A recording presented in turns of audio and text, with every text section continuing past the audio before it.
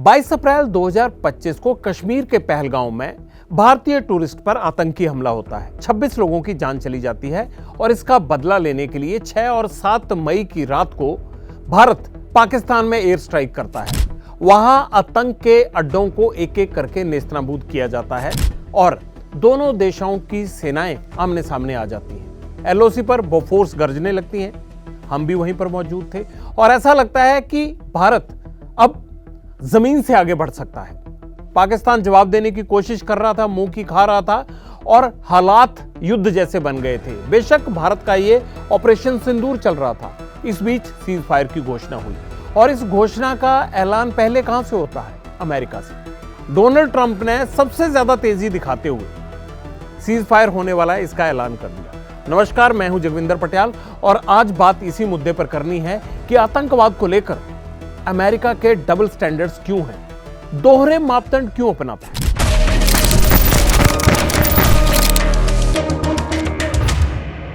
आखिरकार Donald Trump के cease fire के ऐलान को लेकर भारत में सियासी बवाल मचा हुआ है। सियासी बवाल मचना लाजमी भी था कि आखिरकार भारत और पाकिस्तान का मसला है तो अमेरिका कौन होता है। जब हमने एयर स्ट्राइक अमेरिका से पूछकर नहीं किया तो फिर सीज फायर का ऐलान अमेरिका से पूछकर तो नहीं होगा। बड़ा सवाल यह है कि जब अमेरिका पर कोई आतंकी हमला होता है तो क्या वो भारत या अपने सहयोगी देशों से पूछकर अपने नागरिकों की मौत का बदला लेता है या अपने खिलाफ हुए आतंकी हमले का जवाब देता है?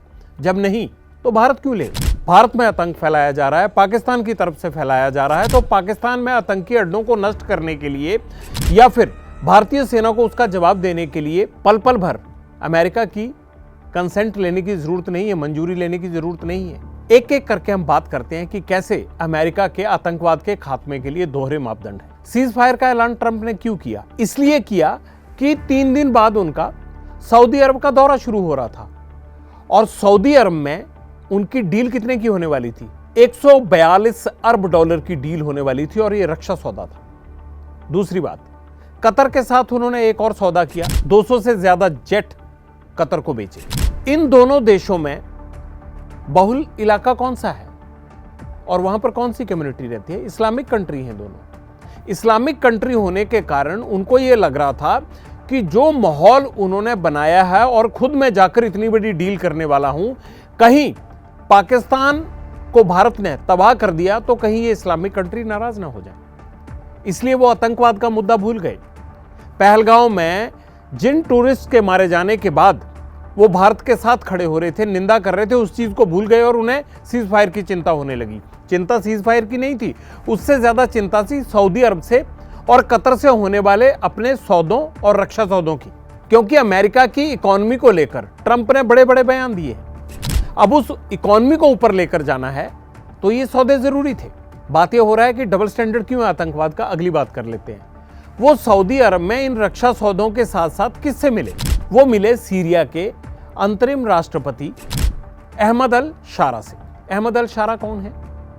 जो इराक में अमेरिकी सेनाओं के खिलाफ लड़ते रहे हैं। अमेरिकी सेना ने उनको पकड़ा भी था वहां पर। वो अलकायदा से एसोसिएटेड थे। ये सब दावे भी अमेरिका ने किए थे। उनसे मिले ही नहीं, बल्कि जितनी भी सैंक्शंस लगाई गई थी अमेरिका की तरफ से सीरिया पर, उन सभी सैंक्शंस को हटा लिया गया। यानी एक साथ 3 इस्लामिक कंट्रीज को खुश करने की कोशिश की। सीरिया को खुश कर दिया, वहां के लोग बहुत खुशी मना रहे हैं। सऊदी अरब को खुश कर दिया, सऊदी अरब ने अमेरिका को खुश कर दिया। कतर ने अमेरिका को खुश किया, अमेरिका ने कतर को खुश कर दिया। और इन तीनों को खुश करने के लिए सीज फायर का सारा क्रेडिट अमेरिका ने लेकर अपने आप को सुपर पावर दिखाने के लिए अपनी इकोनॉमी को सेट करने का एक एजेंडा बुन दिया। सवाल अमेरिका की नीयत पर उठता है। भारत और पाकिस्तान के जो हालात थे, आपको इसलिए सीज फायर का क्रेडिट लेने की जरूरत पड़ी थी क्योंकि आपको लग रहा था आपके जो सौदे होने वाले हैं अगले हफ्ते में वो तो खराब हो जाएंगे। अमेरिका इसी चक्कर में पाकिस्तान को बचा गया। एक मकसद और है। आप बताइए, अगर आपको इतनी ही चिंता पाकिस्तान की है तो आपने सीरिया को ये क्यों कहा कि आप इजराइल के साथ अपने रिश्ते ठीक कीजिए? आपको इजराइल को भी क्रिटिसाइज करना चाहिए था। इजराइल भी तो यही कहता है कि वो इस्लामिक आतंकवाद के खिलाफ लड़ रहा है। गाजा में इतने लोगों की मौत हो रही है, आपने तो नहीं कहा कि ऐसा नहीं होना चाहिए, इजराइल को युद्ध रोक देना चाहिए। आपने सीरिया को कहा कि आप उनके साथ जो है अपने संबंध ठीक कीजिए। सीरिया बॉर्डर पर क्या हालात है? वहां पर एक तरफ लेबनान का बॉर्डर है, एक तरफ सीरिया का बॉर्डर लगता है, और इजराइल दोनों ही तरफ आगे बढ़ रहा है। यह तो नहीं कहा गया कि इजराइल वहां आगे नहीं बढ़ेगा या इजराइल को हमने रोक दिया, अब इजराइल युद्ध नहीं करेगा। ये सब ऑपरेशन चल रहे हैं। आप इजराइल को नहीं रोक रहे हो, वो भी इस्लामिक कंट्रीज के खिलाफ ही लड़ रहा है। लेकिन भारत अगर पाकिस्तान से अपना बदला लेता है, ऑपरेशन सिंदूर चलाता है, तो आप उसको रुकवाने के लिए परेशान हो जाते हो, क्योंकि उधर आपको धंधा करना है, इधर आपको क्रेडिट लेना है। क्रेडिट और धंधा आपस में जुड़े हुए। अब बड़ा सवाल एक और है कि आतंकवाद को लेकर अमेरिका के कैसे दोहरे मापदंड हैं, ये और जान लीजिए। आपको 14 साल पीछे लेके चलता हूं। 2 मई 2011 को क्या हुआ था? पाकिस्तान की एक दुनिया के सबसे बड़े आतंकवादी को ढूंढने की तलाश खत्म हुई थी। अफगानिस्तान में जलालाबाद से, जलालाबाद एयरबेस है वहां पर, बगराम में, मैं खुद वहां पे गया हूं, कई बार मैंने अफगानिस्तान युद्ध को कवर किया, तो बगराम बेस पे मैं गया हूं। बगराम से इनके ब्लैक हॉक उड़ते हैं रात को 2 मई 2011 को, पाकिस्तान में एंटर करते हैं। एबटाबाद में ओसामा बिन लादेन का ऑपरेशन करते हैं। सील कमांडो 40 मिनट वहां रहते हैं। पाकिस्तान को तब भी खबर नहीं लगी थी, जैसे ठीक 6 और 7 मई 2025 की रात को भारत के जब रफेल और मिराज घुसे उनके इलाकों में, भारतीय ड्रोन घुसे और उनके आतंक के अड्डों को तबाह करके आए, उसी तरह 2 मई 2011 को भी पता नहीं लगा था पाकिस्तान को। ब्लैक हॉक आए, उन्होंने ओसामा बिन लादेन को मारा, उनकी बॉडी को अपने साथ लेकर वापस जलालाबाद चले गए। 40 मिनट ये ऑपरेशन चला। अगर 40 मिनट ये ऑपरेशन चला था और आपने, जिसने 9/11 के हमले को अंजाम दिया था, ट्विन टावर को गिराया था, आपके हजारों लोगों को मार दिया था, उसको मारने के लिए 10 साल तक उसकी तलाश करने के बाद आपने उसको पाकिस्तान में ढूंढ के मारा, अपने साथ ले गए, तो अगर भारत 40 मिनट की बजाय 4 मिनट के लिए अंदर घुसकर आतंक के अड्डों को तबाह कराया, आतंकियों को मार आया, तो अमेरिका के पेट में दर्द नहीं होना चाहिए। उसको तो तारीफ करनी चाहिए कि बहुत शानदार काम किया, और वैसा ही काम किया जैसा 2011 में हमने किया था, और ये होना चाहिए। उसको तारीफ करनी चाहिए थी भारत की, और ये कहना चाहिए था कि आगे से अगर आपके कोई इनोसेंट लोगों को मारता है तो इसी तरह से उस मुल्क में घुसकर उसके आतंकी अड्डों को तबाह करना चाहिए, क्योंकि ये आतंकी अड्डे भारत के लिए तो हैं ही, लेकिन ये पड़ोस के मुल्कों में जब चाहे तब भी तकलीफ क्रिएट करते हैं। अफगानिस्तान से अमेरिका में जब अटैक हुए थे तो अमेरिका भी तो अफगानिस्तान और पाकिस्तान तक आया था, तो अमेरिका को ये पता होना चाहिए था पहले से ही। आज से 14 साल पहले से पता है कि पाकिस्तान टेररिस्टों को पनाह देने वाला मुल्क है, क्योंकि ओसामा बिन लादेन को इंडिया ने नहीं रखा था। एबटाबाद इंडिया में नहीं है, एबटाबाद अफगानिस्तान में नहीं था जहां 10 साल से लड़ रहा था अमेरिका, एबटाबाद पाकिस्तान में था। तो क्यों उनको ये नहीं पता कि 14 साल पहले जिस आदमी को हमने 10 साल ढूंढने के बाद पाकिस्तान में मारा, वही पाकिस्तान पिछले 70 साल से भारत में जब चाहता है तब आतंक फैलाता है। इसका एक पक्का इलाज होना चाहिए। है डबल स्टैंडर्ड या नहीं अमेरिका के? मतलब उनके यहां पर आतंकी घटना होती है तो वो घुस के जो है ओसामा बिन लादेन को मार देंगे, और भारत जाएगा तो उनको सीज फायर की चिंता हो जाएगी। आपके यहां पर हुआ आतंकवाद आतंकवाद है, आतंकी हमला हमला है, और भारत में हुआ है तो बस बस बस बस बस रोक दीजिए। ये डबल स्टैंडर्ड नहीं तो और क्या है? चलिए एक और मिसाल दे देता हूं। तहव्वुर राणा मुंबई हमले में इंडिया को वांटेड है। कनाडा और अमेरिका में बैठकर साजिश रची गई, फंडिंग की गई। 15 साल से ज्यादा टाइम हो गया उसको, अमेरिका की जेलों में ही था। अमेरिका की हर एजेंसी ने उससे पूछताछ की होगी।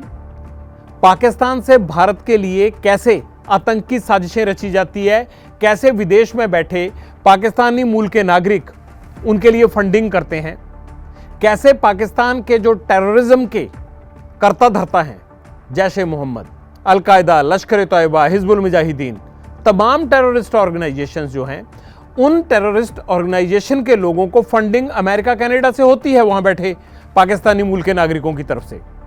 ये बात तहव्वुर राणा ने बताई ही होगी आपकी एजेंसियों को। आपकी एजेंसियां इतनी काबिल हैं, उसको पकड़ के डेविड कोलमैन हेडली को सब चीजें पूछी होंगी। अभी आपने तहव्वुर राणा को भारत को सौंप दिया क्योंकि अमेरिका को लगा कि वाकई ही मुंबई हमलों के पीछे इस आदमी ने फंडिंग की थी, इस आदमी का हाथ है।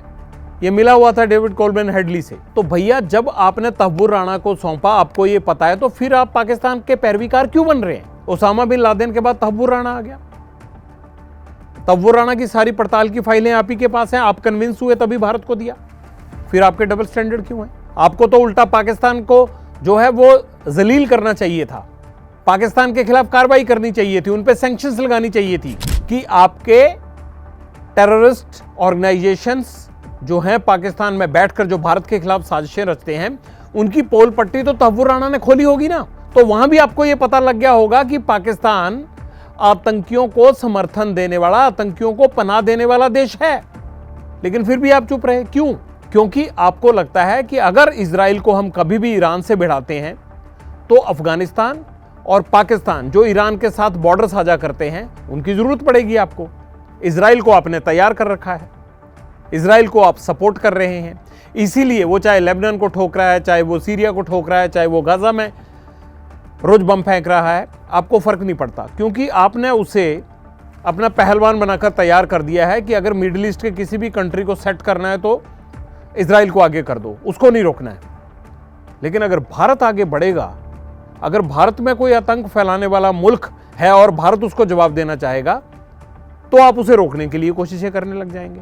तो सवाल ये उठता है कि आपको ईरान के खिलाफ इजराइल की जरूरत है, और पाकिस्तान की जमीन और अफगानिस्तान की जमीन अगर कल को इजराइल ईरान को अटैक करता है या नेटो बेसिस के लिए आपको वो जमीन चाहिए, तो आप उन मुल्कों को, भले वो आतंकियों के पनाहगाह बने हुए हैं, आप उनको नहीं छेड़ोगे। ये डबल स्टैंडर्ड है, पैमाना एक ही होना चाहिए।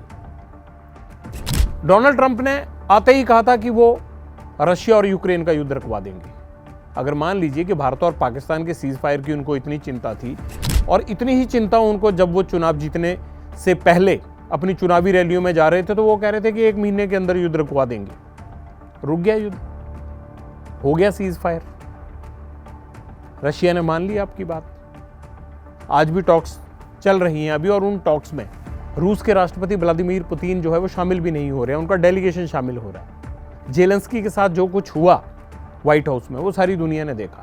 आपकी मिनरल डील साइन हो गई क्योंकि आपको अपनी इकोनॉमी को बूस्ट करने के लिए वो चाहिए थी, वरना आपने ये थ्रेट दिया कि हम जितनी भी मिलिट्री एड है वो बंद कर देंगे। ये आर्म ट्विस्टिंग है। पहले यूक्रेन को तमाम पश्चिमी देशों ने मिलकर जो है रशिया से भिड़ा दिया, और जब अमेरिका में सत्ता परिवर्तन हुआ तो अमेरिका ने उससे धीरे धीरे हाथ खींचने पीछे कर दिए। ये डबल स्टैंडर्ड है। और डबल स्टैंडर्ड किस लिए था? क्योंकि अमेरिका के राष्ट्रपति पर यह दबाव था कि वो अपनी इकोनॉमी को सेट कैसे करे। जो बाइडेन जो नहीं कर पाए वो कैसे करें ट्रंप, वो तो बहुत बड़े बिजनेसमैन है। तो उन्होंने ये पॉलिसी अपनाई कि जेलेंस्की को मिलिट्री सपोर्ट तब दी जाएगी जब वो मिनरल डील साइन करेंगे।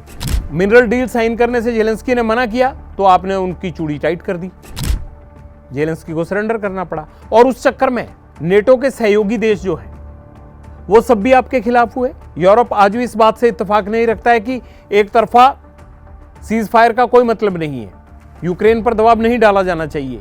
यूके उसके खिलाफ खड़ा हुआ, यूरोपियन देश बाकी उसके खिलाफ खड़े हुए कि कैसे अमेरिका वन साइडेड ये सब करने के लिए जो है वो मजबूर कर सकता है जेलेंस्की को।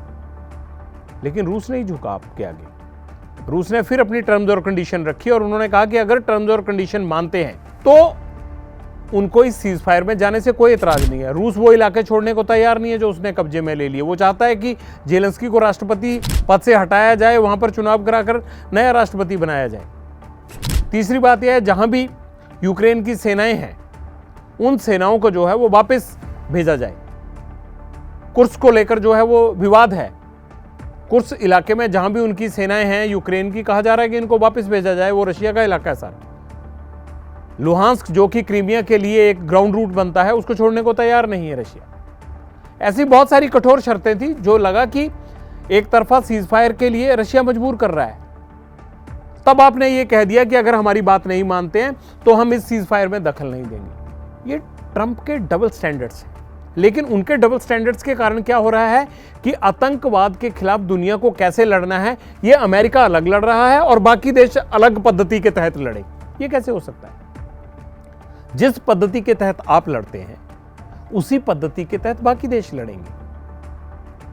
ऐसा नहीं होगा कि अगर आपको कोई चीज सूट करती है तो आप दूसरे इस्लामिक कंट्री को खुश करने के लिए तीसरे नॉन इस्लामिक कंट्री को दबा देंगे।